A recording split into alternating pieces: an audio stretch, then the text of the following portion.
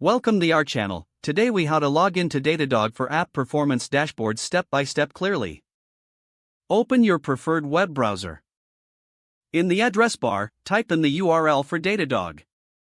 Press the enter key. You will be directed to the Datadog homepage. Locate the login button in the upper right corner of the page. Click on the login button. You will be taken to the login page. Enter your registered email address in the first field. Next, input your password in the corresponding password field.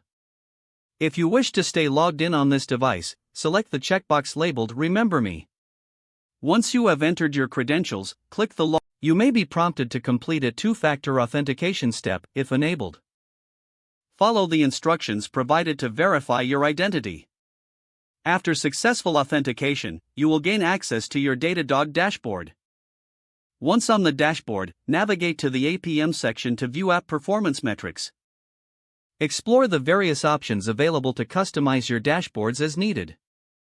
Utilize the tools provided to analyze your application performance effectively. If the page does not load, refresh the browser or try again in a private or incognito window. Make sure you are using the correct email address, then retype it carefully to avoid small typos. If your password is not accepted, use the reset option and create a new strong password you can remember.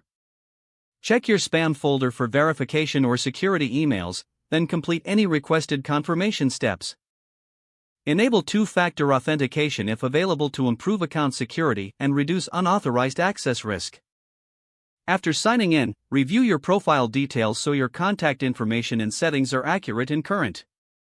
If you see an error message, note it down and try again after restarting your device and internet connection.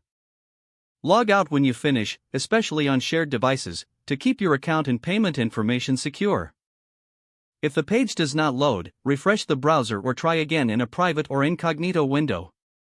Make sure you are using the correct email address, then retype it carefully to avoid small typos.